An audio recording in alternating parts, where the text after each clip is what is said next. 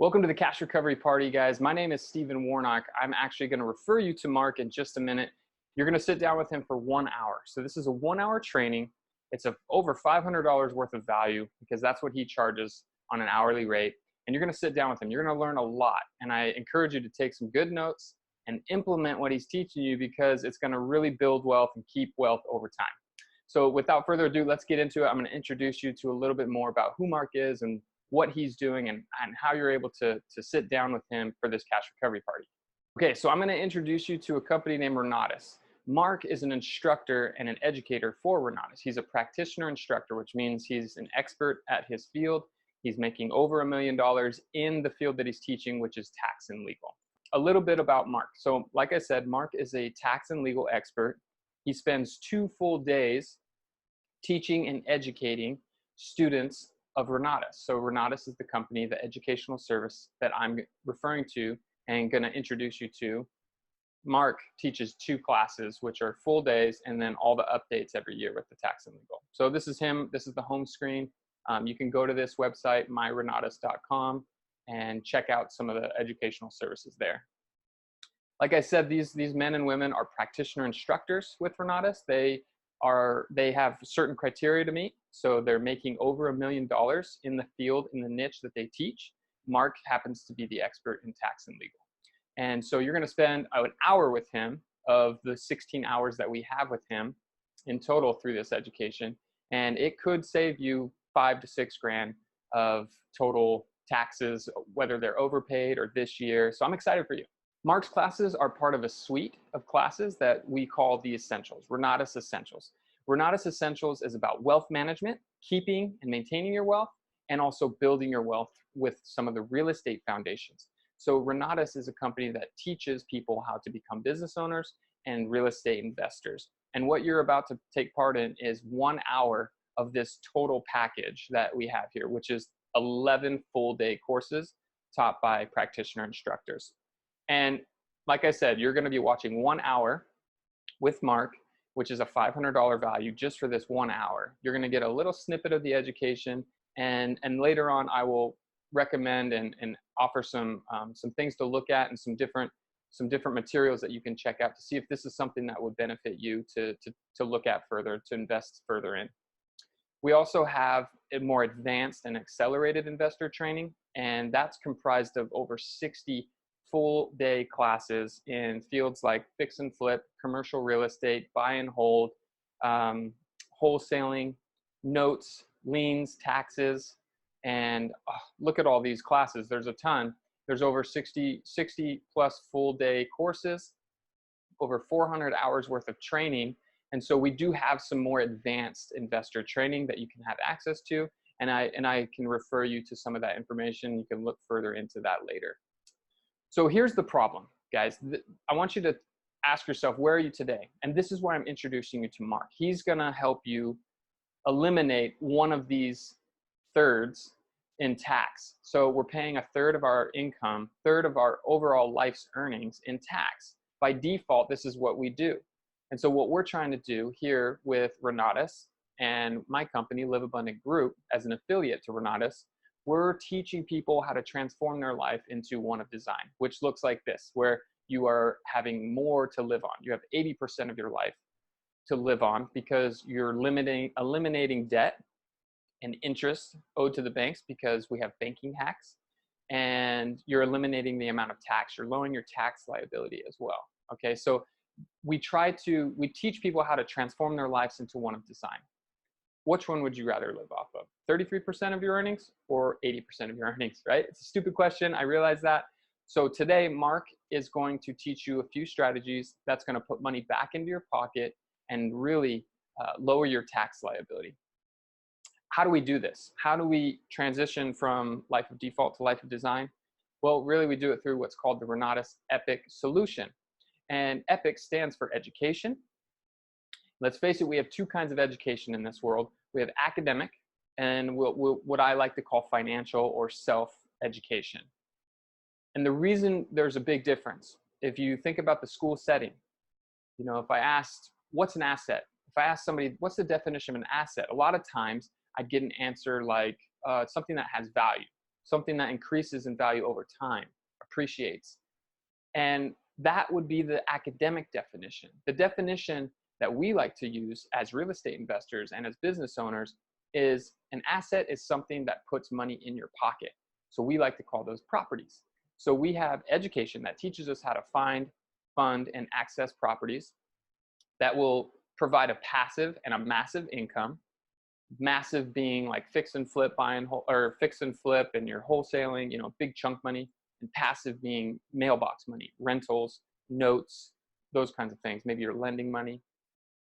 These are things that we teach people how to do through the Renatus education. And then, which one do you want? Do you want massive or passive? Which one would you want? And I hope you're saying both, because you can get both. You can have both. You deserve both. Which leads us into income. So this access to education, properties, it leads us into an income opportunity. And then we have a success cycle with Renatus. When you share your success, Renatus will pay you for referring others to the services and products that have helped you. And then finally, the cherry on top is the community. You can learn to leverage a nationwide community. There's over 40,000 Renatus students across the country, online students and local students. And so you have an opportunity to leverage that. So I'm introducing you to that today. I'm excited. Now you're going to have an opportunity to be in a cash recovery party with Mark Kohler. It's going to be about just a little bit over an hour worth of training. I really encourage you to have some notes out, take down some notes, and start implementing some things that you learned here today. All right. I look forward to hearing back from how this went, and I will see you after the training. Okay, paying family members. Love this topic. One of my favorites. And I've got some fun stories. Someone already asked, I've got to tell my story about Molly. She's my last employee at home, 13 years old, and I've been working her to the, fingers to the bone for years. And we'll talk a little bit about her. But all of my kids have been on payroll or are currently on payroll in one form or another. And for those that have children, this is a big deal. How many of you have kids here in the room? How many have kids that are under age 18? Okay, probably about a half of the room maybe. How many have kids over age 18 but act like they're under age 18? Okay, about another third of the room. How many have grandkids? Anybody with grandkids? Oh, okay, all right. Haven't seen your grandchild lately, but I love her. How's she doing? Awesome. Okay, good. Oh, is she? Mine's in Vegas. So it's good, fun. So anyway, we're going to talk about family members. And this is not just children. This could be nieces, nephews, grandchildren, parents, brother, sister. I had a doctor, this has been a few years back, but he came in and was like, Mark, I need to help my brother start a business, and I'm going to fund it with this. And my client, he's like an orthodontist. He's making bank, and he's just cranking along, and we're setting up this dumb business, really. I was kind of like, why are we doing this business? And he started to get choked up, and he goes, Mark, my brother has autism, and I need to help him be self-reliant, and I'm going to set up this business to fund it for him. And it was just so exciting, so inspiring. Of course, we made sure he got a great tax write-off. But anyway, it was still really special to have him help his brother. And so, guys, you're learning strategies here to affect your family as a whole. And if I can help you to pass on that legacy, it's a big deal. So here's the strategy. Here's the concept. Quit paying taxes and giving your family money. Put them on the payroll. Let them pay their own taxes. Give them a gift at Christmas called a 1099. They will love it. Let them pay their own taxes. They could be at a lower tax rate, and you gift them money to pay their taxes, and you're better off. Why pay taxes at your higher rate and give your family money? Let's get them on as a tax write-off. Help them build their credit. Help them start their own business. Get their involvement in the business. Teach them self-reliance. Oh, I've got a list here. I just want to kind of go through this. Help them become self-reliant. Teach them business ownership skills. Instill a concept of a job well done. Save money in the business without having to hire outside help. And it's money you were going to give them anyway. Teach them how to do a hard day's work if you're lucky. And guys, I'm going to just say it bluntly. If you're giving your family money without accountability and them earning it, you're hurting them more than helping them. Now, if they've got medical issues or autism or something, and you've just got to help them anyway, I get it. But too many kids, too many family members in America right now are codependent on their parents because they won't let them fail. They've got to either earn it or fail. And they're not going to learn self-reliance until one of those two things happen. My wife's reading this amazing book on this, and I've got 3 kids in college and 1 in high school. And boy, you're in the thick of it at that time. You're trying to help get out the door, right? And learn self-reliance. Some of you may be in that situation where you're lucky and blessed that your family's helping you. Beat them to the punch. Show them you're self-reliant before they have to cut you off. Guys, this is a wonderful opportunity where tax strategies, again, can benefit you. So have that intervention with your kids. Go, hey, I was at this Mark Kohler seminar. We're going to set up a tax strategy. I need a tax write-off for you. And you're going to have to start earning this money. And if you don't, you're not getting paid because I'm not going to get audited by the IRS. Well, blah, blah, blah, blah. No, it's up to you. You can either earn the money, here's your new job duties, or you get nothing. Your choice. Wow.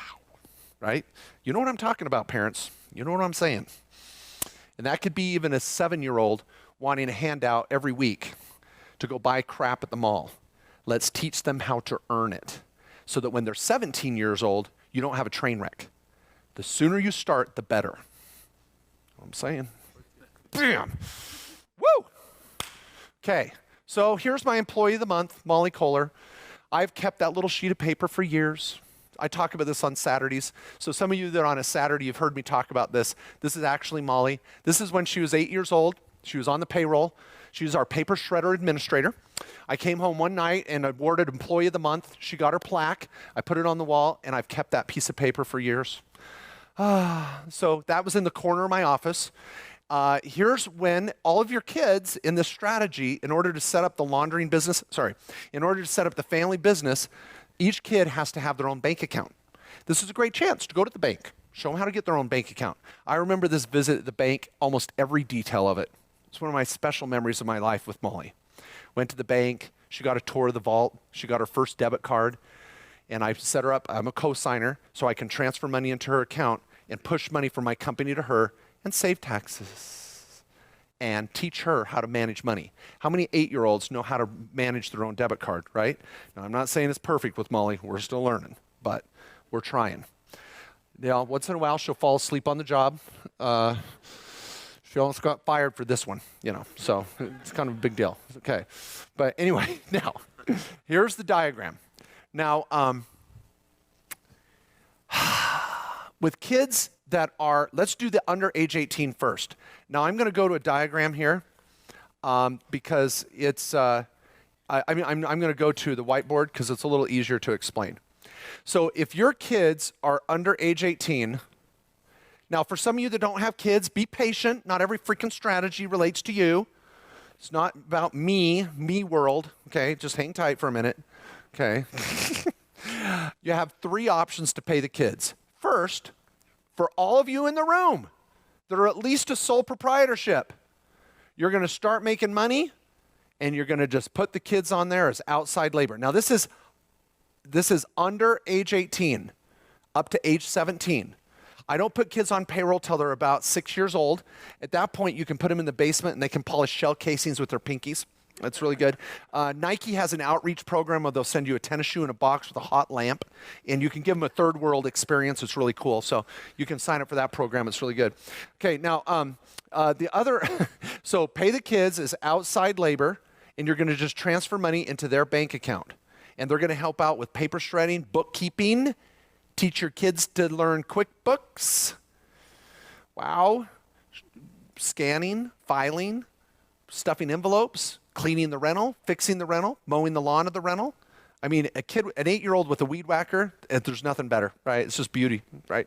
Okay, so anyway, here you could also do a S Corp for those that are S Corps, but we never pay the kids directly out of the S Corp. Not good. We create a management fee to a sole proprietorship, not an LLC. Not an LLC, just a sole prop. And you're going to set up a bank account down at the bank. I try to avoid a DBA. I call it Kohler Family Management, and Wells Fargo didn't require a DBA because my name's in it. And you just pay a management fee.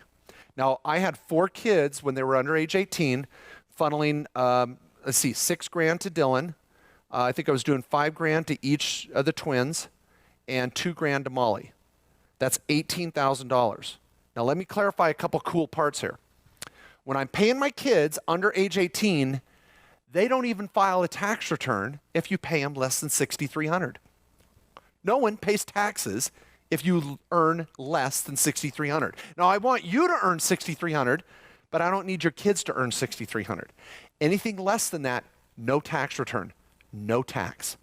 Second, cool thing about this is when you pay your own kids, you don't have to withhold SUTA, FUTA, FICA, or workers' comp. You don't have to withhold anything. You can slave labor your own kids. This is huge. Big deal. Now, the only state that has you pay workers' comp on your own kids is Washington.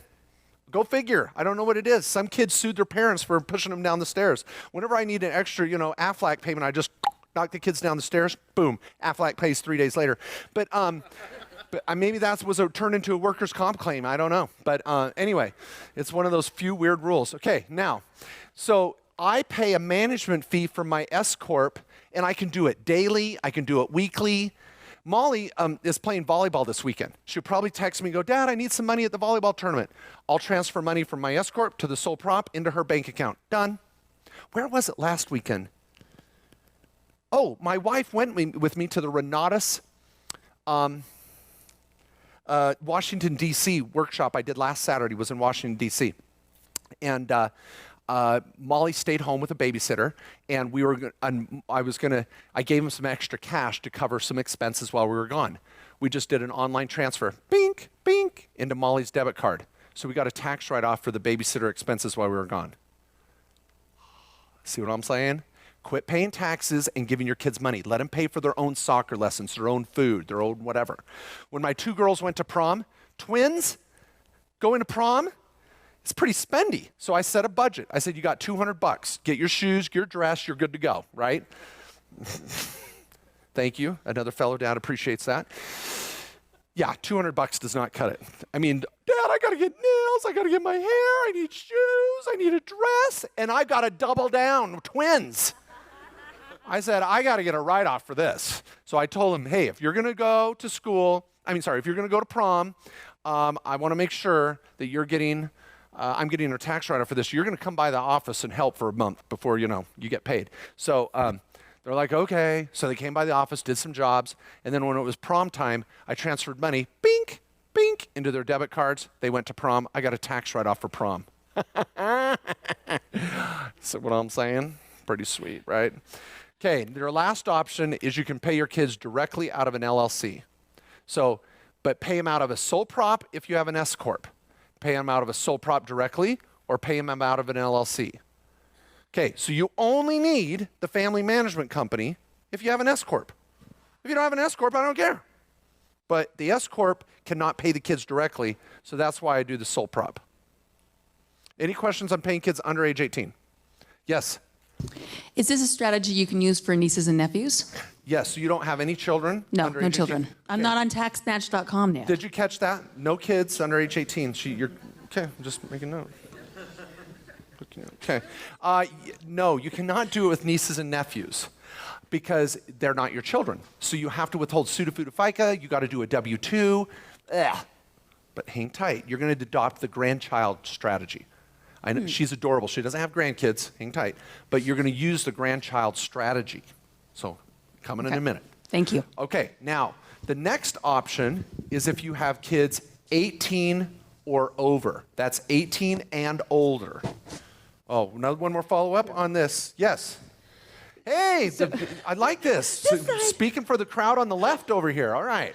Okay. Okay, so you had the kids capped at certain incomes before, so they didn't have the W-2s and so forth.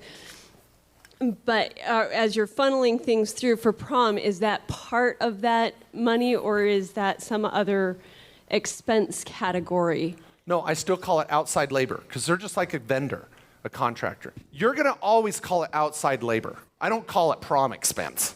I just pay them outside labor. They take it into their personal account and boom. Now I've got a strategy here that's going to blow your mind. I'm taking it to the next level. This is a strategy I just learned a month ago for myself. I was like, oh my I'm teaching this at Renatus next month. So this is the 18 and over. So when you have 18 and over, you don't use the family management company. Gone. It's only for the kids under age 18. So when I have kids that are 18 and over, I can again pay them right out of my sole prop.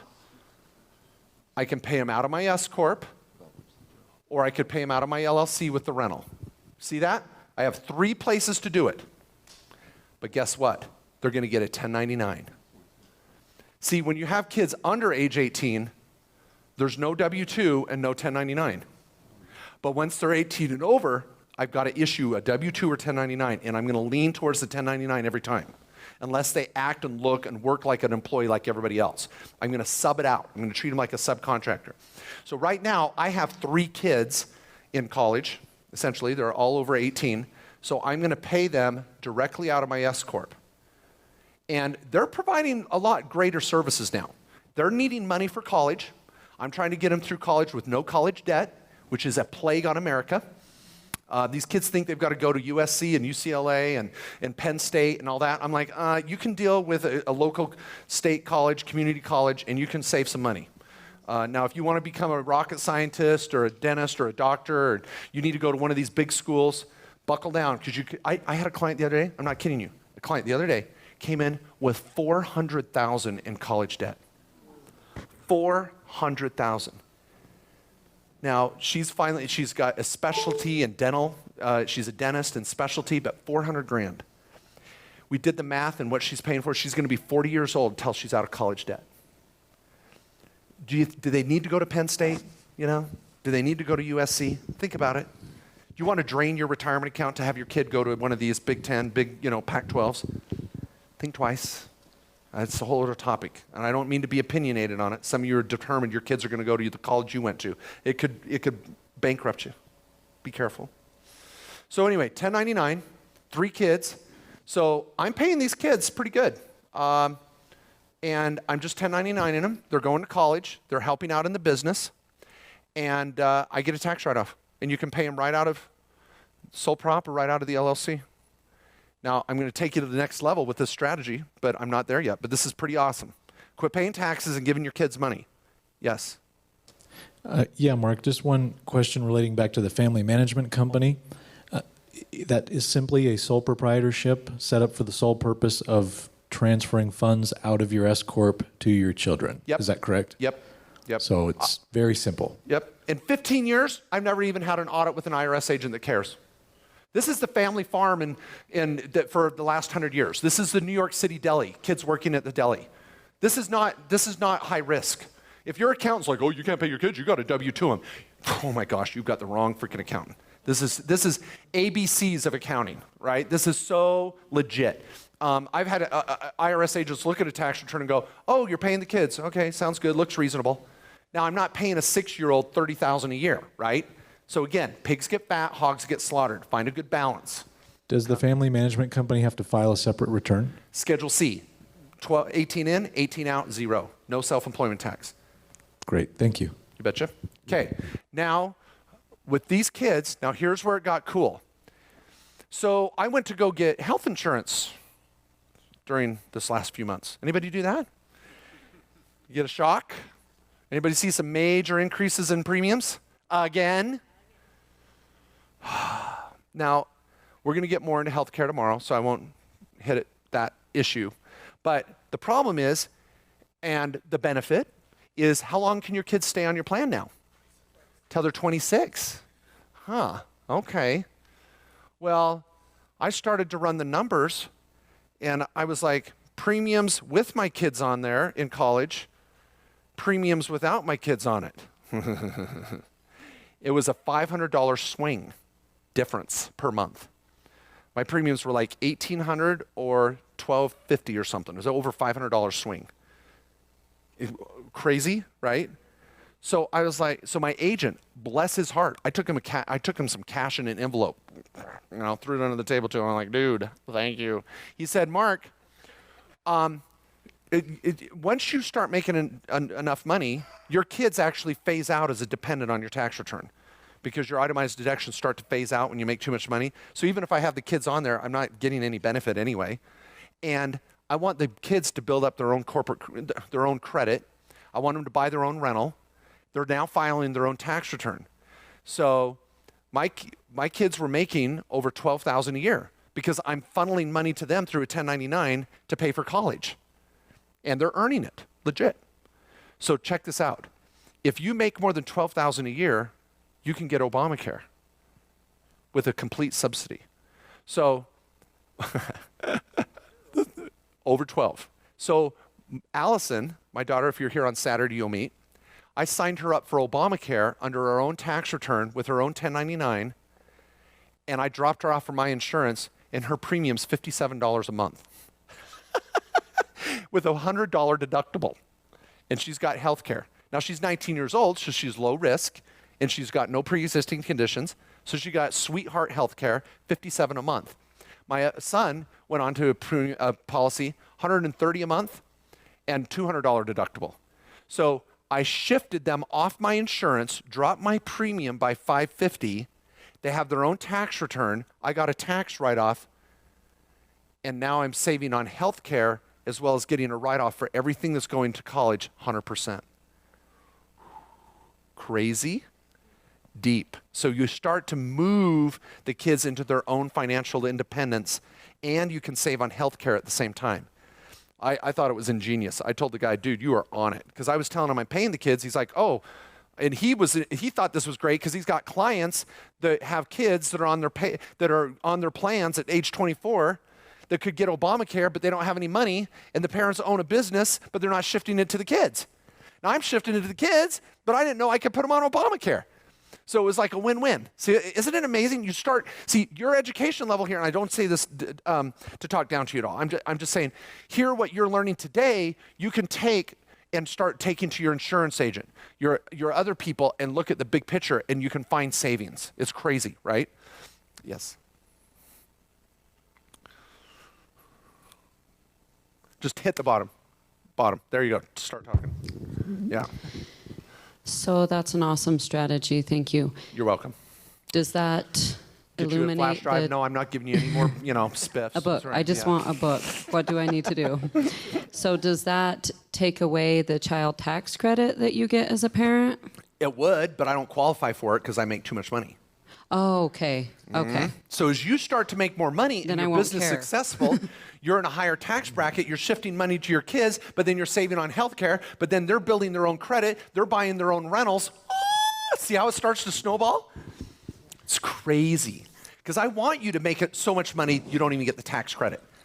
Because you're here to build your dream. You're here to provide that long-term benefit. It's cool, huh? So your kids, they now technically they run their own business. They run their own Yes. business, So now they have their own Schedule C. they can take their own deductions. Yep. So my son is writing off a part of his dorm room as a home office. Right. See what I'm saying? And I'm doing the simplified. Yeah, all 3 feet. Yeah. Cool, huh? And each one of my kids have their own small business. I mentioned earlier that Allison's doing online clothing, Etsy. I may have her explain it Saturday. So cool. Okay, now, grandkids. Now, I have to 1099 my kids over age 18. If they're my own dependents under age 18, I don't 1099 or W-2 them. But my grandkids, who's the one person that can pay them and get away with no FICA? Their parents. So if I'm an aunt and I want to pay the nieces or nephews, or I'm a grandparent and want to pay the grandkids, in my company, whether I'm a sole proprietor, whether I'm an S Corp, whether I'm an LLC, I'm going to 1099 the parent's entity.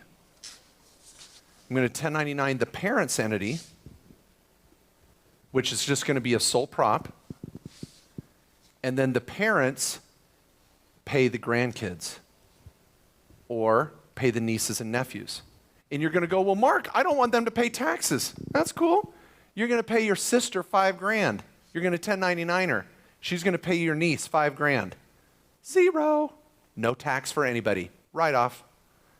So what I'm saying? So my grandparents, you 1099 your kids that turn around and pay the grandkids. They don't pay any taxes. You get a write-off, and the kids now have earned income. Now let's, ready to take it to the next level? You ready for another one? Woo! Okay. Now that I'm paying my own kids or I'm paying my grandkids, they have earned income. What can they do with that earned income? What can they fund? Retirement. An IRA. So now the grandkids or my kids coming through the family management company now can fund an IRA, and the IRA can be a partner in my next LLC to buy another rental. And I can sell that rental tax-free that goes back into my kids' maybe Roth IRA and comes out tax-free for college. He's like, that's a drug deal. No, this is serious. Is this killer? Let me repeat. Now that your grandkids, nieces, nephews, your own kids have earned income, they can fund a Roth IRA that becomes a partner in your next LLC, that funds your next real estate deal, and the profit comes out tax-free, that comes out tax-free for college or retirement. No one pays tax on it. Crazy. Doing this all the time. Good stuff. Legit. Just question. Yes. The parents' sole proprietorship, before that sole proprietorship can take any deductions, they have to show some income, correct? So you're talking about the parents of the grandchildren? Correct. Okay. So And it would follow through You're over here. even with your own You're gonna family t- management company. you're going to 1099 parents, sole prop. Okay, so that sole prop has income then at Yep. that point. Okay. And let's say we're here over here, we're going to do $5,000. So the sole prop has $5,000 of income, Schedule C. Okay. Oh, now you're going to pay tax. Or what are you going to do with the $5,000? Pay the children. Pay the kid. Oh, so now you got $5,000 in write-offs, outside labor. Outstanding. Bam. There you go. Then they've got $5,000 of income. They fund an IRA. IRA becomes a partner in your next LLC. You're off to the races. Was there a question in the back? Mike? Oh, right up here? Question? No? Okay. All right. Well, this is paying your kids. Now, someone asked for my Molly story, and I may share this on a Saturday. Some of you at home have seen this before, maybe my little story, but it's true. And it's like, I'm going to go to my grave remembering all this, and I love it. So, who's here heard my Molly story? Anybody? What? You've heard my Molly story. Come on, raise your hand if you've heard my Molly story. 1, 2, 3, 4, 5, 6. Okay. See? This is okay. You can live with it. Think of what all these people are missing out on. You're going to love this. So this is when Molly is like 8 years old, just like that paper shredding picture. You saw her? So Molly was in my office one day, and I was in my office working on a Saturday, typing away, blah, blah, blah. Molly comes running in. She goes, Dad, Dad, Dad, Sydney and Allie are going to the mall. Teenage sisters invited her to the mall. Big deal, right? Big deal. They're like, Sydney and Allie are going to the mall. They said I can go with them. Can I have $10? And I go, oh, okay. Now the kids, Sydney and Allie, are out front honking the horn. Honk, honk. And I'm like, oh my gosh. I text them, don't you leave without Molly or you're grounded. Dad, come on, we tried to be nice. Don't, blah, blah. I'm like, just chill out. And Molly's like, can I have $10? You know, tension's growing. I go, whoa, whoa, whoa. Did you finish your paper shredding? She's like, oh, Dad, I didn't do my paper shredding. And I look behind me, and there's her little shredder you saw in the picture. Big stack of paper. I'm like, you got to finish your paper shredding, you can have $10. She's like, okay, they're going to leave me. No, they're not going to leave you. Hang tight. Just get over there and do your paper shredding. She's like, okay. She goes over there, zzz, zzz, zzz, zzz, and I got a crosscut paper shredder. She loves it. It's just crazy. Her fingers get stuck in there once in a while, but with a little, a little Band-Aid, it's not too bad. I'm just joking. She says, zzz, zzz, zzz, zzz. She comes back. She's like, hey, Dad, can I have my $10? And I go, well, did you empty the shredder? Oh, Dad, they're going to leave me, Dad. I hate my job. Why can't I do social media? I want to do your Instagram. I don't want to shred paper. I hate my job. The kids are out front. Honk, honk, honk. I'm like, guys, stop. Don't you leave her or you're grounded. Molly, just empty the shredder. I'm trying to work. It's getting crazy, right? Now, you as a parent, you know what happens. A lot of times we cave. What do? We give her the $10. But I didn't. I was strong. I said, I'm going to stick with it. So I'm like, Molly, get over there and empty your shredder. I don't want to do it. She goes over there, and she's an 8-year-old trying to empty the shredder. Paper's going everywhere. gets it in the bag, drags it to the garage. There's paper shredding all the way to the garage. And she's like, Dad, comes back. And I'm like, she's like, can I have my $10? And I go, look at this mess. You got to clean this up. She's like, oh my gosh, Dad. I hate my life. I don't want to do this. I don't even want the $10. Oh, you're going to do it right now. And they're out there, honk, honk, honk. And it's going berserk, right? So I about fired her on the spot, but I was strong. You may have some employees that throw tantrums like this. So I'm like, no. I'm like, just please, you've got to clean up your mess. Then you can have your $10. She's like, okay. And she goes over and she's like sweeping it up. Finally gets it all done. You know, an 8-year-old with a broom and a dustpan's a nightmare, so she's trying to get it done. Finally dumps it and she goes, can I have my $10 now? I'm like, okay. So I go, bing, bing, transferred in, gave her a debit card. Here's your $10. And the girls are like, we're going to leave. I'm like, no. She runs out, get in the car. Whew. Man, it was a disaster for like 15 minutes. But parents, was it worth it? Totally worth it. What did I teach her? Come on, what are some of the things? Accountability, work ethic, job well done, get $10. She didn't want a promotion. She was done. She was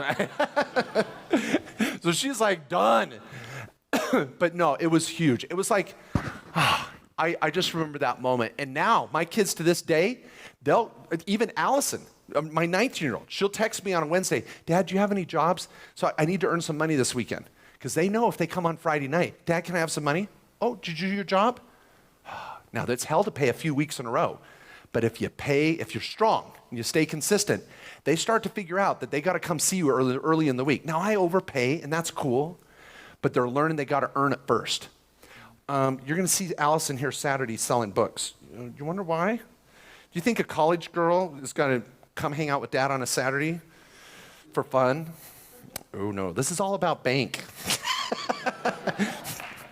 See what I'm saying? Even when they're 19, I'm teaching it. They don't get handouts in college either. They got to show up, help sell some books, you know? So anyway, I love this because it's like just life-changing for our family. And the payoff, let me tell you the payoff. So I was at the mall, this is, a month or so later after this whole experience, we're at the mall and this was a payoff moment because we're walking through and she's like, I need some cash, Dad, I need some money. I'm like, okay. I go, hey, there's an ATM over there, go over there. And she's like, oh no, Dad, I don't use that ATM. That's a bad ATM. I go, what do you mean a bad ATM? She goes, yeah, if you use that ATM, they take $2. I go, oh my gosh, she's got it. Oh, hallelujah. I'm like, holy, how many? She's 8 years old and she's now getting ATM fees. How many kids do we have there in college that don't even get this, right? Can't even balance a checkbook. ATM fees, check fees, I don't care. She's got it. I only use Wells Fargo ATMs because they don't have a fee. She's getting it. Now, and some of you may think this is high risk, like paying kids that are 8 years old. No. In fact, I would love to get audited on this. I would be, now, careful what you wish for, right? But I'd love to get audited on this paying your kids thing because I'd love to have the agent come in and be like, okay, let's look here. You're paying your kid, Molly, 8 years old, 9 years old. What does she do? She's paper shredder administrator. No. And they'd be like, oh, really? Okay. I think we're going to have to disallow this. I go, whoa, why don't you interview Molly, see if it's legit. I'd love to have, hey, Molly, why don't you come in here?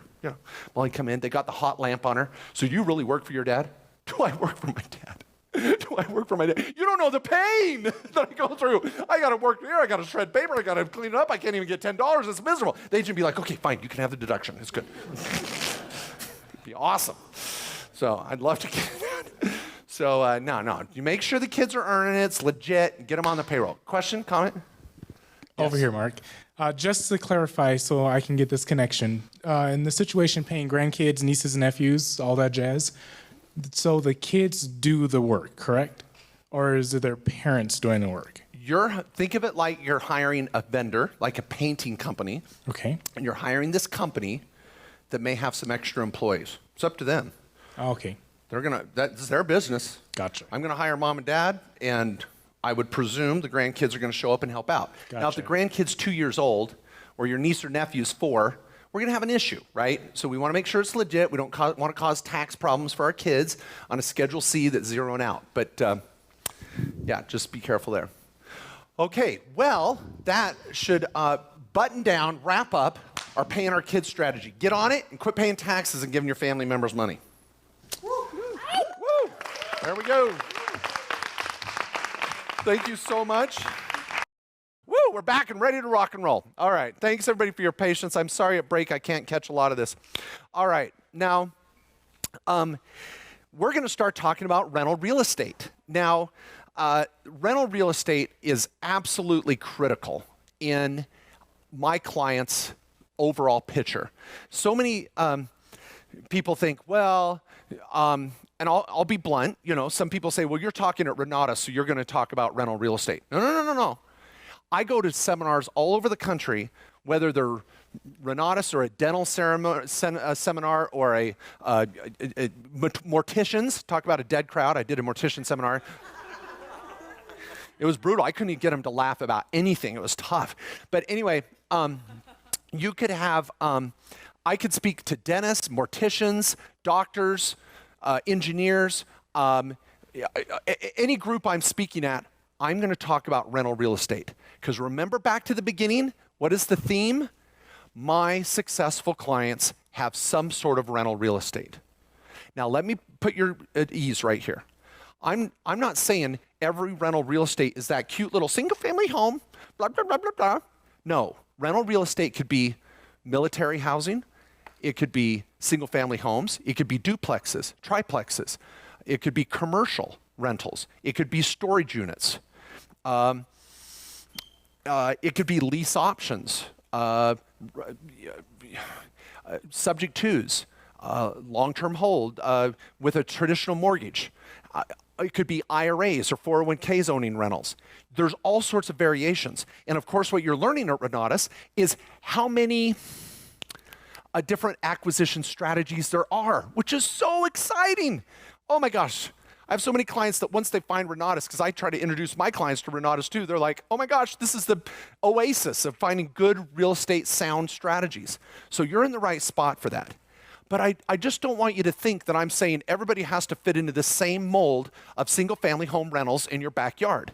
They could be around the country. They could be in a market that's better than the one you live in. They could be near your grandma. They could be where your kids are going to college. I don't know. So just relax. Don't stress out when I say buy rentals. Just realize it's part of the master plan. And as long as you put that karma out there, you put that positive energy that you are going to buy rentals someday, what happens? It starts to happen, right? You start to bump into the right education, the right people, and the right projects. And as you're getting out of debt, you're building cash reserves, you're building your business, you're maintaining your day job, if that's part of the equation, rentals will naturally happen in the right way. So don't overthink it, don't stress out. But here's my mantra. Here is my recommendation that many of you have heard on my radio show, to newsletters, to blog articles for years. Make the goal, here's my challenge, make the goal to buy one rental every year.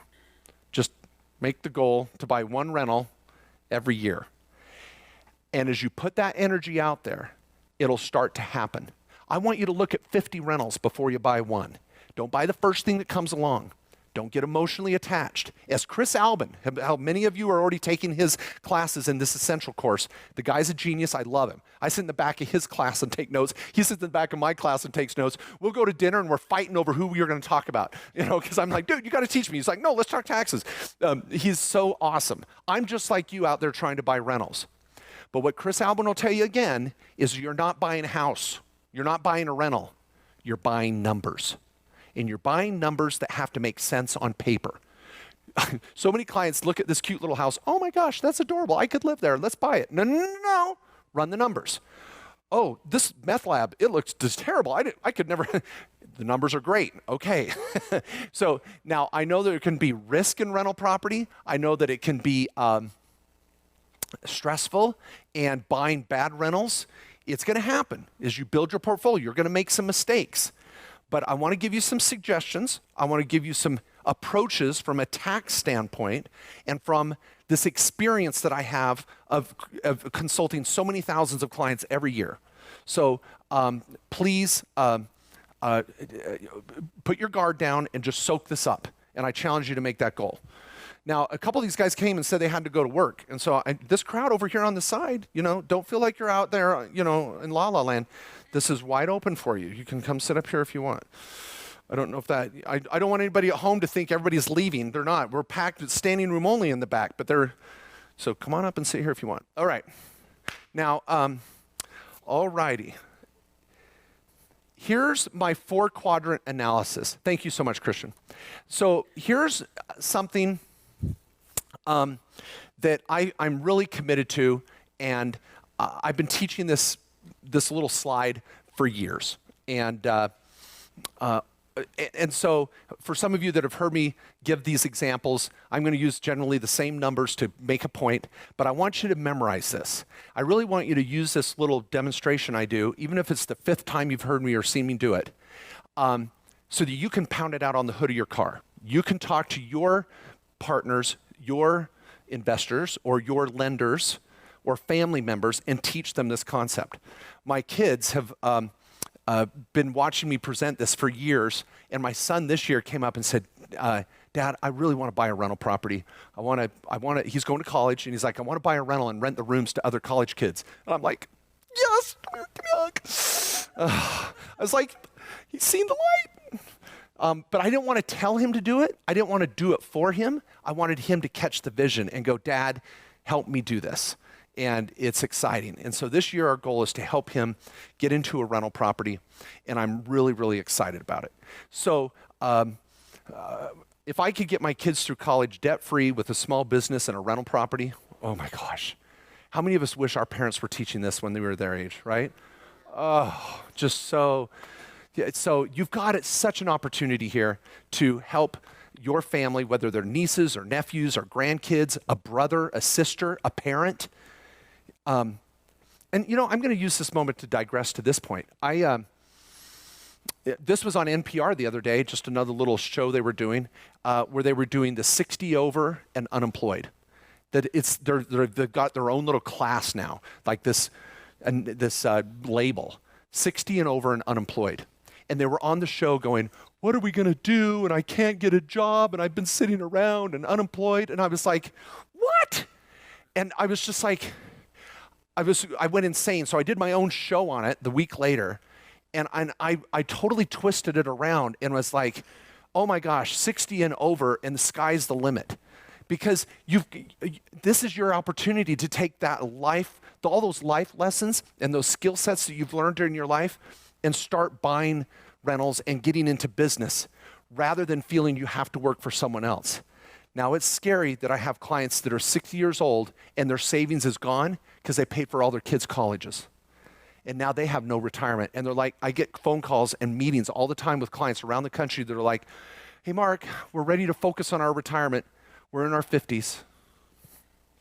And it's scary and it's sad. So you yourself have a chance now to hopefully network and partner and work with others that are desperate for what you're learning.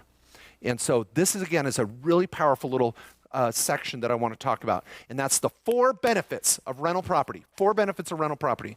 So I'm going to do my best to diagram this with a little 4-quadrant analysis, and I'm going to do my best with my handwriting. Now, those 4 benefits, okay, are first, appreciation, mortgage reduction, and again, I'd like all of you taking notes to write this down, mortgage reductions, tax benefits, and cash flow. All right. Now, let's say you go out and buy a cute little rental for $100,000. Now, it could be a storage unit, it could be a duplex, it could be a little meth lab, it could be whatever, cute little cash flow meth lab, whatever you want. But you're going to go out and buy this property for $100,000, purchase price. You're going to put down, let's do a down payment of 10% down. So you're going to be into this $10K, and you're going to have a mortgage of $90,000. Maybe you do seller financing, subject to, lease option, I don't know, right? But there's all sorts of strategies, and you could partner with others on this. So keep your guard down. Some of you are like, Mark, I don't even own my own home yet. What are you talking about? Hang tight. You've got to learn these principles, because how can, the universe bless you if you're not learning what you need to implement it when it comes, right? We've got to soak this in and make it a part of us. Now, Chris Albin may tell you, hey, you spent too much, and you should have done this with 0 down, and you could have bought something a little cheaper too. There's all sorts of options, so hang with me. Now, 100 grand, you're into this. You're into it 10 grand on a $100,000 property. Now, let's say you get 5% appreciation. What's going to go up in value? Your 10 grand, 5%, or the property for 5%? Property, that's the appreciation. Now, some of you may go, well, Mark, have you seen the market the last 10 years? It's been like this and up and down. Blah, blah, blah. Guys, the real estate market has not been like this. The real estate market's been like this. And over time, over the last 50 years, real estate, rental long-term real estate, in all these different markets nationwide has averaged over 6.74%. Even with the 2008 crash, real estate outperformed the S&P 500. Now, we know the stock market's on a huge run right now, but what we know with real estate, there can be a bubble, and we know there can also be a bubble with the stock market. Now, I'm not saying we don't invest in the stock market. We want to diversify, but we need to have real estate as part of the equation. I want to digress for just 2 seconds on this. Some people say, Mark, why do you make real estate more important than even putting money in an IRA or 401k sometimes? Because, guys, we as Americans suck at saving. We do.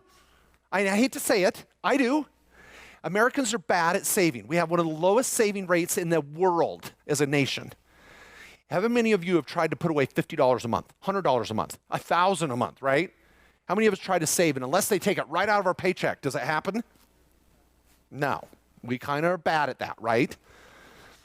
Well, when you buy a rental property, a lot of times it's the sensation of being stuck. You put all this work, you went out and bought this rental property, and you're like, oh, I've signed on the dotted line. I got to make this work now. It's like a forced retirement plan. And there's those times when you're like, oh, there's no tenant. This sucks, or I hate this rental, or whatever. And then all of a sudden you get on a great run with great tenants and things are going well, and you're like, oh my gosh, that was the best thing I ever did. I better look for another rental. And then you get a second one. And then you learn more and learn how to manage your property manager and manage your tenants and buy better rentals. And all of a sudden you've got your third and your fourth. And you start building a retirement plan with cash flow rental real estate that's tax preferred and tax-free cash flow. Oh, you don't want to cry? Isn't this great? So I say again, 5% is conservative. And in the long run, you're going to get great appreciation. So if I get 5% appreciation on 100 grand, how much did I make? 5 grand. Now, the cool part here is you made 5 grand, but you didn't take it out. You're not taxed on it. You still have this rental. These rentals, you're going to keep 7 to 10 years. 7 to 10 years. So you're into this bad boy, and you just made 5 grand. How much was your investment? 10. What's your ROI in this quadrant? 50%. Your ROI is 50%. You invested 10, made 5. No tax. You might never pay tax. You might do a 1031 exchange, charitable remainder trust, installment sale. One of the best tax strategies you've heard me say before. What is it? Dying. What is your best strategies? Because your family gets stepped up basis, they sell the property tax free. I've been trying to talk clients into the strategy for years, and they don't get it. I don't know why. It's just kind of crazy. Okay, now that's your first quadrant, appreciation. Now mortgage reduction. We want to buy rentals that cash flow, or at least break even cash flow. Chris Albin will tell you got to demand better. But we want to make sure our rentals cover PITI. Now, you're going to start learning these terms, and many of you have already been through some classes on this. But what does PITI stand for? Principal. What was the one? Interest, taxes, insurance. And that's the insurance on the property and property taxes. Okay, now if I can get rent to at least cover my PITI, look what's happening. Who's paying the mortgage payment for you? The tenant. The tenant's paying the mortgage. So your property's going up in value, and as the mortgage gets paid, what's going to the mortgage balance? It's going down. So you're building equity and you didn't put any more money in. You bought this property and it at least covers direct expenses. So now you're building this cash equity and no more investment on your part. The mortgage reduction's going down as the property, as the mortgage payments are being made by your tenant. So let's say it's $2,000 a year, maybe $150 a month. Just now, we know there's going to be interest involved and more interest up front, but let's just say it's $2,000. The mortgage is going down by $2,000 and it's going up in value. So I just created another ROI, another return on my investment. What's the percent here? 20%. So I invested 10, I made 2. Woo! Bam! Feeling it? Now tax benefits, the sexy part. Oh, love the tax benefits. Because rentals lose money on paper. Rentals lose money on paper. What? Hold it, I'm covering my direct expenses. Mark, you want me to lose money? Why do rentals lose money on paper? What's the big deduction? And it's a big D, and I don't mean Dallas. Depreciation. Depreciation. Now hold it, Mark, I want the property to appreciate. What the crap is depreciation? Depreciation is the tax concept of writing off the building over time. And when you buy a residential rental, you get to write it off over time, even though the bank's money paid for 90% of it. So, if you buy a rental, how many years do you have to write it off over? 27 and a half. Good job. So 27 and a half is how many you write that property off over time. And so now, wouldn't it be great if you could write off the interest the tenant's paying? But you didn't pay it, so you don't get to write it off, right? False. Who gets to write off the interest? You do, because you own the property. So even though the tenant paid the interest for you, because when you're a renter, do you get a write-off? No. When you're the landlord, you get the write-off. So you're writing off depreciation, interest, property taxes, insurance, cell phone, dining, entertainment, home office, PDA's laptop, travel to go check on it, the kids. Oh my gosh, my rental's losing money on paper, even though it's cash flowing. This is crazy. So let's say, I'll throw this out. This year, we're going to do over 5,000 rental properties for clients on tax returns, probably more. So many of our rentals own rentals, and so many of our clients own rentals and multiple rentals. Do you know what the average is for our firm is between $6,000 to $8,000? They lose $6,000 to $8,000 on paper, every rental, even though it's cash flowing. So let's go conservative. So let's say you've got $6,000 a year in losses. Look what happened. Above the line, below the line. You've got rental losses that you get to deduct against your day job, your W-2, so your AGI goes down. If your AGI goes down, what happens to your tax bill? It goes down. And it goes down by the percentage of your tax rate. So if you're in a 20% Fed and 5% state, that's 25%. If I'm at 6,000, man, I'll go 30%. Let's go 25 Fed, 5 state, just to keep my math here. You could do a 30% tax benefit for every loss. So you're saving $2,000 in taxes. See what happens, your AGI went down by 6, you're in a 30% bracket, your tax bill went down by $2,000. I just saved taxes. I pay less taxes by buying a rental. So what's my ROI? I invested 10, I made another 2, I got a 20% benefit in this quadrant. Now, cash flow. Anybody have a rental that cash flows out there? We do? This is crazy. Rentals cash flow? Now, do you pay taxes on that cash flow? No. Oh my gosh. She's on the front row. Just grab her on the way out. The IRS police are going to get you. Hold it. This is crazy. So you cash flow a property, but you don't pay tax on it, because taxes are rent minus all your write-offs. And when we're writing off cell phone, travel, dining, entertainment, depreciation, your rental is going to lose money even though you're making cash flow. You're making cash flow to pay for personal conversion expenses, like your cell phone, which you're going to pay for anyway. So if I can just cash flow $100 a month, just $100 a month of cash flow on this little rental, just 100.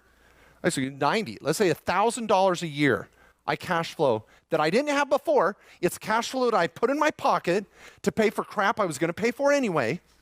And I was going to go visit grandma, but now I'm going to write it off on my way because I'm going to buy a rental near grandma. If I can make $1,000 in cash flow, what's my ROI in this quadrant? 10%. So if my math works out here, 50, 60, 70, 80, 90, 10, 100%. I got 100% return on this cute little rental. Conservative example. And if you go, well, Mark, that's crazy. You can't make 100% return on a rental every time. Okay, fair enough. Let's cut it in half. Maybe 50%.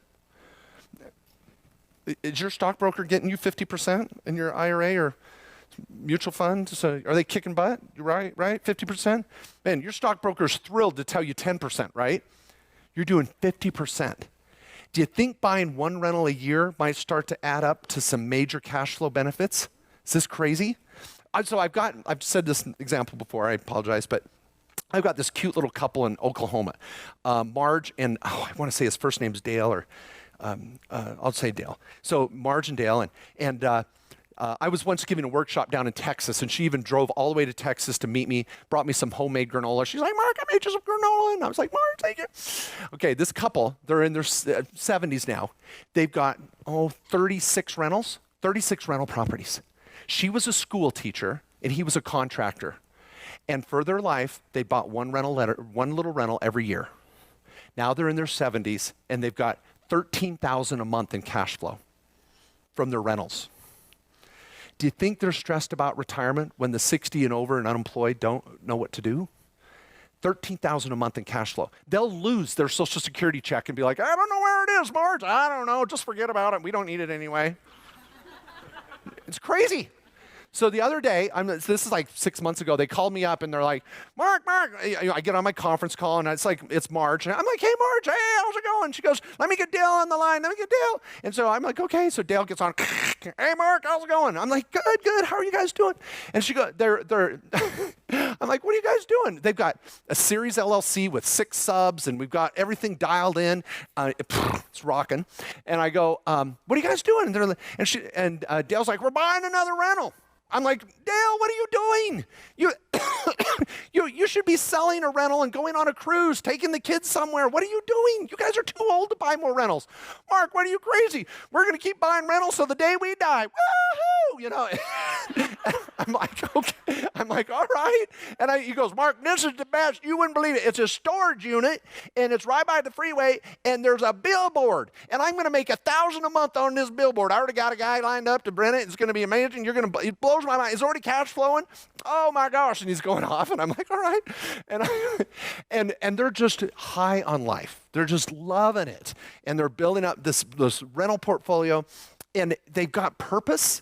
They've got a plan, and they're just, and this is what, how would it feel if you would have been buying, you in the room and me, if we were buying one rental a year for the last 10 years, and we were sitting on 10 rentals at cash flow? Do you think our life would be a little different right now? Yeah, well, it can be in 10 years from now. And it's a marathon. It's not a sprint. Don't go out and try to buy 10 rentals this year. Just buy one. And set the goal and stay committed. 10 rentals 10 years from now. Part of your 10-year plan? Possible? It's possible. And you're here at Renatus getting the education you need to do it. Unbelievable, right? Now, is there risk? Absolutely. There's risk. We're going to make dumb mistakes. We're going to buy rentals we shouldn't have. But we're going to learn from the mistakes of the real estate debacle about 8 years ago, right? We're going to learn what we can do better and learn from the past. When the market crashed back, well, let's say in 2005 and 6 and 7, what quadrant was everybody focused on? What quadrant was determining whether or not they buy a property? Appreciation. That was it. That's all we were thinking. We were appreciation drunk. We were just like going up to the realtor bar. Can I have another rental, please? I'll just buy another one. Okay, I'll buy another one. We weren't even thinking. We were just drunk with appreciation. It'll go up in a year. I'll just sell it. Yeah, it's all good. We had no business buying some of these rentals. But there was one guy in the corner that was holding everybody's car keys that wasn't drinking. It was just awesome. Anybody know who that was? It was Warren Buffett. Warren Buffett was over in the corner going, there's a bubble. You just keep buying. When the market crashes and everybody needs to sell their property at fire sale at foreclosure, I'll pick it up. He picked up thousands of rentals. Warren Buffett Real Estate now has offices all over the country managing all of the rentals he bought from people that were screwed up. What quadrant do we really buy rentals from? What did we learn? What quadrant matters? Cash flow. It's not appreciation. These are cherries on top. If you can buy a rental that cash flows, everything else works out. Because when the market crashes and your rental cash flows, are we going to have more renters out there? Is it going to drive up your rents? Oh, yeah. So if you are already buying rentals that cash flow, you'll be okay. When we risk it and buy a rental that's not cash flowing, just hoping it goes up in value, we're taking a lot of risk. So let's think cash flow and get into our rental properties. All 4 quadrants work together. Are you going to get all 4 benefits every time? No. But sometimes they're higher than my examples, that's for sure too. So you start to ebb and flow with your portfolio. Questions? Yes. Did I hear your sentence right that cute little couple was cash flowing like $13,000 a month? Yes. So if their LLC is making like $160,000 a year, then they no longer are covering those expenses, I assume, with their deductions. How does that get taxed? You bet. It's going to get taxed at passive rates, not ordinary. Because is a rental subject to self-employment tax? No. Do they need an S corp? No, they don't even have an S corp.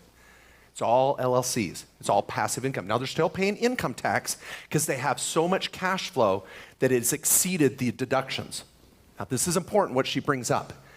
As you start to build your portfolio and all those mortgages go down, and you've got 20 or 30 rentals 20 years from now, and that starts to become our retirement, we start to shift to cash flow and this tax benefits go away. But that's okay.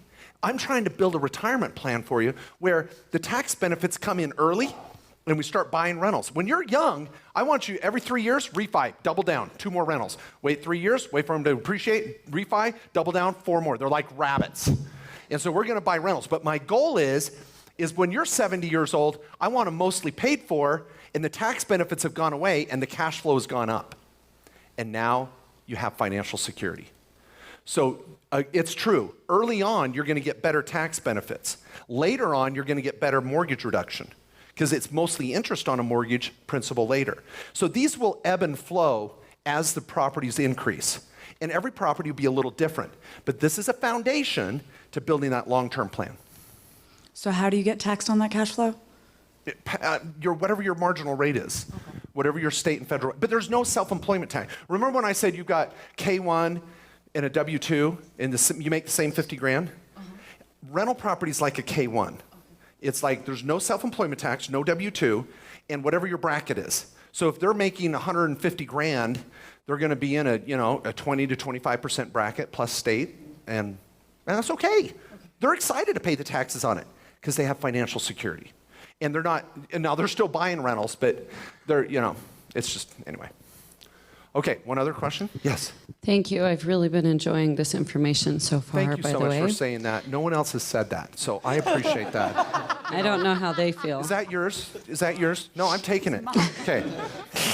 Okay. So I was curious if I have a rental property, maybe like a vacation kind of property that rents out by, weekly, monthly, whatever, and somebody's having a hard time in life and I just wanted to give them a week. Could you comp that week at your regular rate at what you would have sold it, or not sold it, but rented it for?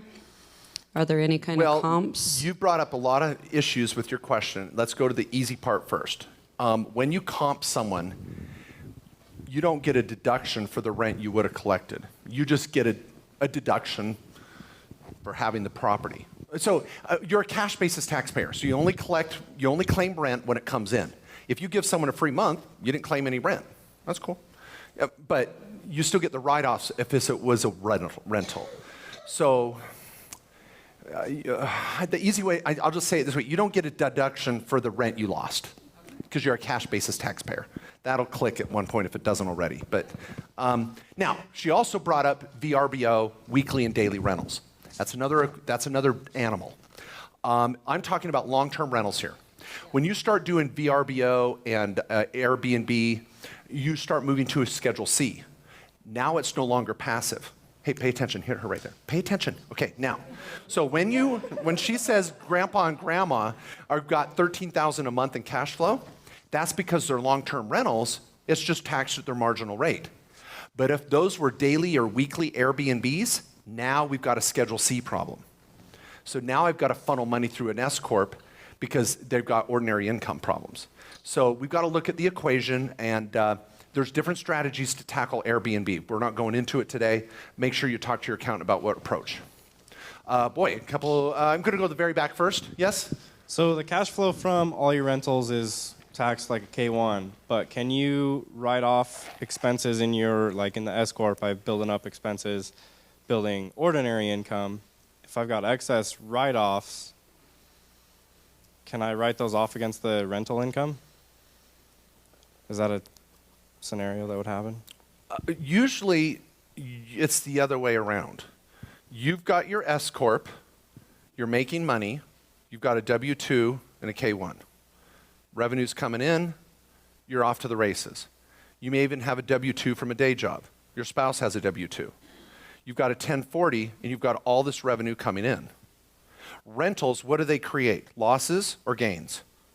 Losses. Losses. So over here, you've got a couple LLCs, and you've got 2 or 3 rentals. Maybe 4. We'll put 4 rentals in here. What are those going to generate? Losses. Those losses are deductible against your other income. Or are they fully? We're going to talk about that next. So you bring us to our next topic, is that these losses are offsetting your income over here. Now, when you're ready to buy more rentals, just pull it out through a K-1, go over there and invest more money. So you pull money out of your S Corp to fund your rental acquisitions. You might have rehabs that you're doing or construction, and those are going to turn into a rental. You may start it in your S Corp and say, we're not going to flip it. We're going to move it over here. So you set up your LLC and you transfer it over. So you're going to be building both sides of the equation.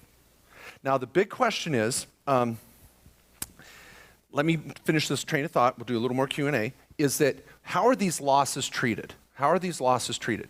Now, there's 3 types of classifications. And accountants screw this up all the time. And certainly people doing TurboTax don't understand the ramifications. So you guys are going to learn a lot right here. And I know some of you have heard me talk about it before, so this is good review. Is you could be a passive investor if you check the box passive investor. Now, by default, you're passive. And if I check that box, now all of my rentals, how much of these losses here are deductible against my other income? None. 0. I can only deduct passive losses against passive gain. So only against passive gains. That sucks. Ugh. I don't want any of my clients on this. Terrible. The second category is active. And if I check the box that I'm an active investor, then how many of these losses are deductible against over here? It's up to 2, starts with a 2, ends with a 5. That's right, 25,000. That was very smart of you. I can write off up to 25 grand against other income. I can take 25,000 in losses and write off against my other income. Now, if I make more than 150 grand AGI, I lose the write-offs. And some people go, yeah, Mark, I went to my accountant and I said, yeah, I saw this Mark Kohler seminar and I was going to start buying rentals. And my accountant said, no, you make too much money, you'll never get the write-offs. And I'm like, oh, no, you'll get the write-offs. It's just a delayed gratification. Where do these write-offs go if you make too much money? A bucket. Oh, my passive loss carry forward bucket. Oh, I love this bucket. It's like a warm blanket. And when I have rentals, what's cool is with my bucket, I could sell property number 3 and dump out some of my bucket. I could sell property 4 and dump my bucket. So I carry this loss forward for the rest of my life and never expires until I expire. So this passive loss carry forward is called a PAL. This passive loss carry forward just continues to grow. And I can have 10 rentals and sell any rental I want and dump out my bucket. So clients are like, yeah, I didn't write off my trip to grandma's and write off my trip for the rental because, again, I make too much money. I'm like, no, capture it. Get the kids on payroll, whatever it takes, because those losses will go into your bucket and you can carry them forward. Now, you can't deduct them against your S Corp until you're a real estate professional or you sell one of these rentals. They just stay on this side of the equation if you're an active or passive. All of my clients are at least active. All of my clients are at least active. Now, the creme de la creme is what happens if you're classified as a real estate professional. How much of these losses are deductible against my other income? All of them.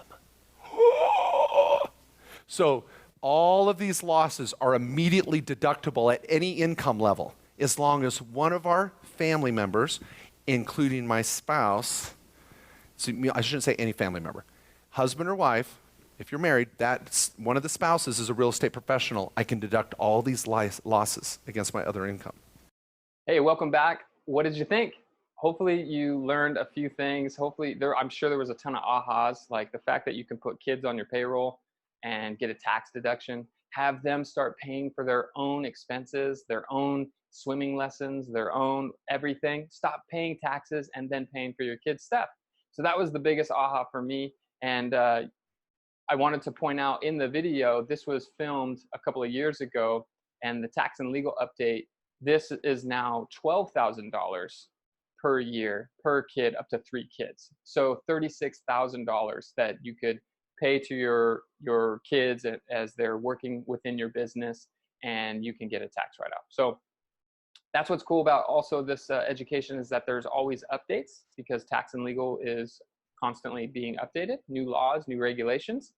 Every time there's an update, you would get that information for free if you chose to opt in and learn more from Mark and learn more about Renatus Essentials. And so I'm excited that you got to see that. Hopefully it's beneficial and was valuable to you.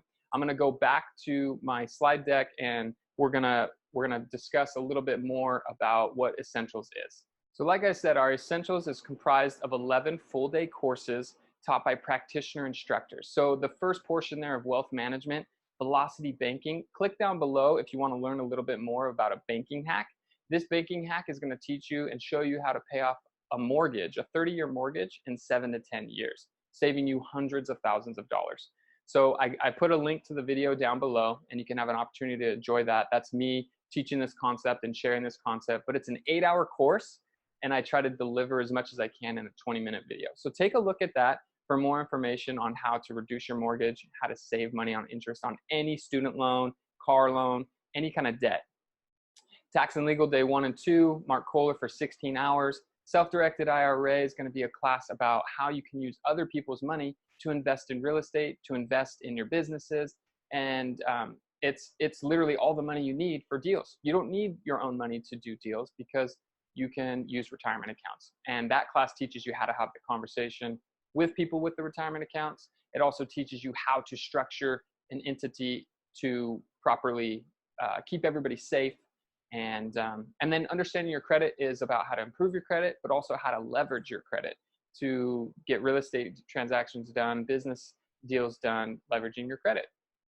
And then our real estate classes are really the foundational skills you need in order to move forward. My favorite class of all those is Creative Acquisitions. This class is taught by none other than Chris Albin. He's a school teacher by day and entrepreneur and investor by night, like myself. And he's acquired over 300 properties on a teacher's salary. So you know he has to be creative. And he teaches that class how to creatively acquire properties with little to no money of your own. So a wealth of information, so much information within this Essentials package, this Renatus Essentials education. Here's what you would get.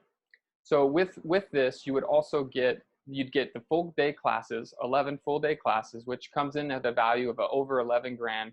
If you were to go out and get these courses on a seminar, on a weekend seminar, it would be over 11 grand. It would.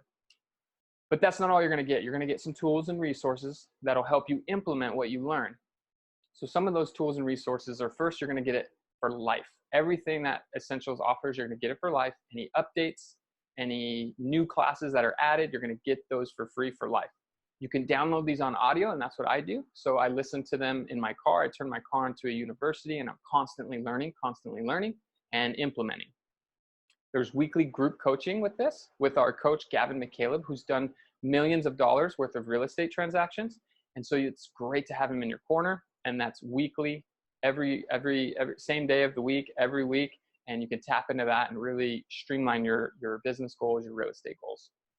Access to Renatus iOS, which is our investor operating software. This will allow you to find distressed properties, get the contact information of property owners, potential sellers, and there's a rehab estimator down to the penny almost in terms of estimating what your repair costs would be on whatever project you're working on. And in addition to that, you'll have daily, weekly team calls for accountability. And these are really cool because you're surrounding yourself with like-minded people. You know, it's hard to find those 5 average people that are going to lift you. This will allow you to do that. You're constantly reminded of your goals and really learn to leverage a team. But that's not it. You're going to get more. So we also have weekly masterminds that you can attend locally or virtually if you're out of state and not in the area. And this is an opportunity to leverage the education as a group, as a community. You can find your lenders, your contractors, your property managers, your realtors, your brokers, everything that you would need to complete a transaction, a real estate deal or a business deal, you can find it in the mastermind. And in order to become a participant of these masterminds, we require that you're a Renatus alumnus. We have monthly intensives and monthly workshops, which are where our instructors actually come out and spend a full day with us. And that's something that you can participate in and learn from them firsthand, in person. And we have those on a monthly, bi-monthly basis. We also have ongoing support, not only from Renatus headquarters, but also with your local community and your mentorship. The people that will enroll you in the education are there to support you and help you move forward. We have private Facebook group as well, so that you can post a deal, you can post a need, post a value that you can add to the group, and chances are you're going to be able to find the resources that you need. You're also going to be able to provide resources to others and your services or products to the community as well. And then within Renatus, there is a success cycle where you can share the success that you're having with other people, with your friends, your family, strangers, people that you meet on the street.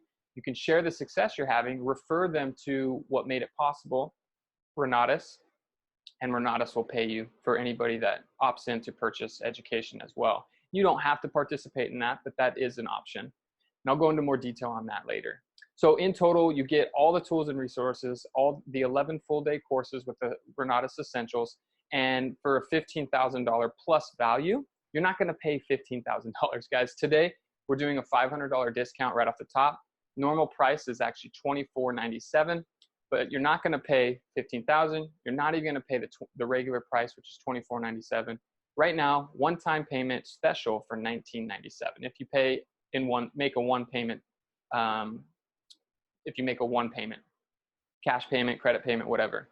But you can get started with as little as $400 down. So 20% down and create a payment of about $117, and you can extend it out as far as 18 months. And the cherry on top is it's good for 2 people. So you can actually share the burden, invite a learning partner to opt in with you, and share the cost of this down the middle. So for a $2,000 investment, you could potentially put 5 to 6 grand back into your pocket just with the 1 hour that you listen to. And just imagine by clicking down below on the Velocity Banking button, you're going to also be able to put hundreds of thousands of dollars back into your pocket by implementing that banking hack. So my question for you guys is to not wait, look into this a little further. You can get this special offer at liveabundantgrp.com/special offer. There's a 7-day money-back guarantee. So if you opt in, you find, this is not worth it, this is not the value I was thinking, you can get your full refund back within 7 days. One more time, guys, this is everything that you get: Essentials coursework, the 11 full-day courses, all the updates to that, tools and resources for $19.97, a one-time cash payment or credit payment today. You can get started with as little as $400 down. So go to liveabundantgrp.com/special offer, and I'll walk you through your next steps. And there's going to be some testimonials on that page as well, so you can hear some other people's stories, how they got started, and what their recommendations are. Okay, so what did I do? I literally invested in myself with a credit card. I didn't have $2,000 at the time that I could leverage or pay cash with, so I used a credit card. I watched my Velocity Banking class, my creative acquisition class, understanding credit, and self-directed IRA. and I learned, and then I implemented. 2 weeks later, I was profitable in a $10,000 wholesale deal. And then 4 months later, I acquired my first personal residence and investment property a mile from the beach with zero of my own money. I didn't use any of my own money to get into this deal because of the things that I had learned in those classes that I watched. And then using the Velocity Banking concept and the strategies I learned there, I paid off $40,000 worth of student loan debt in 9 months. All of this took about 14 months in total with an investment of $2,000. Then when things started steamrolling for me, I realized, wow, this is very powerful. And then I opted into purchase more education of Renatus, which you can do when you're ready or not at all. It doesn't matter. Again, there's 60 full-day classes that you can have access to, whatever niche of real estate or business you're interested in. Over 400 hours of training overall. If you have questions about that, there's going to be a link to schedule a call with me. Do that. To learn more, schedule a call, and we can walk through all the educational products and services that are available to you. So what will you guys do? If what you're doing right now is working, then just keep doing that. This isn't for you. If what you're doing isn't working, if you're frustrated, if you're trying to make a change, you're interested in making a change, then make the change. Consider investing in yourself. Jim Rohn has said, if you want to double your income, then you need to triple your investment in yourself. So I ask you, how much have you invested in your self-education recently, opposed to academic education? So consider that, consider those thoughts. Again, one last time, this is where you can get your special offer, liveabundantgrp.com/special offer. You can get started with as little as $400 and save $500 off the top if you pay it one time with a credit card or cashier's check, money order, whatever. So I look forward to helping you. I am your point of contact. I look forward to assisting you in any way that I can. My goal is to help you get what you want in life, because as I do that, the law of reciprocity just tells me I will benefit. I will be able to reach my goals faster as I help you. So I look forward to assisting you. Please reach out if you have any questions, and I look forward to seeing you guys soon and talking over the phone.